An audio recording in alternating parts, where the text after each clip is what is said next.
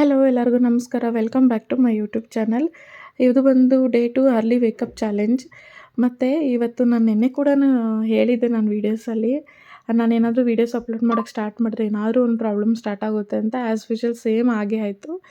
ಅಂದರೆ ನಿನ್ನೆ ನೈಟು ನನಗೆ ಚಾರ್ಜರು ನಮ್ಮ ನೇಬರ್ ಬಂದುಬಿಟ್ಟು ಅವ್ರ ಮಗನ ಹಾಸ್ಪಿಟಲಲ್ಲಿ ಅಡ್ಮಿಟ್ ಮಾಡಿದ್ದಾರೆ.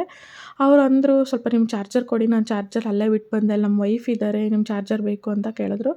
ಸರಿ ಅಂದ್ಬಿಟ್ಟು ಕೊಟ್ಟೆ. ನಾನು ಕೊಟ್ಟಿದ್ದಾದಮೇಲೆ ನಾನು ಒಂದು 10:30 ಹಾಗೆ ಆಗಿತ್ತು. ಸರಿ ಹೋಗಿ ಕೇಳೋಣ ಚಾರ್ಜರು ಅಂದ್ಬಿಟ್ಟು ಹೋಗಿ ಕೇಳಿದೆ. ಅವ್ರು ಹೋಗ್ಬಿಟ್ಟು ಡೋರ್ ನಾಕ್ ಮಾಡಿದೆ. ಅವರು ಡೋರ್ ಓಪನ್ ಮಾಡಿಲ್ಲ. ಅವ್ನ ಫೋನ್ ನಂಬರ್ ಕೂಡ ನಮ್ಮ ಹತ್ರ ಇಲ್ಲ. ಬಾಗಿಲು ತೆಗ್ದಿಲ್ಲ. ಸರಿ ಅಂದ್ಬಿಟ್ಟು ಬಂದು ಮಲ್ಕೊಂಬಿಟ್ಟೆ. ನನ್ನ ಫೋನಲ್ಲಿ ಬರೀ 20% ಅಷ್ಟೇ ಚಾರ್ಜ್ ಇತ್ತು. ಬೆಳಗ್ಗೆ ಎದ್ದು ನೋಡ್ತೀನಿ phone full switch off, dead ಆಗಿಬಿಟ್ಟಿದೆ. ನಾನು ವೀಡಿಯೋಸ್ ಮಾಡಬೇಕಂದ್ರೆ ಆಗ್ತಿಲ್ಲ.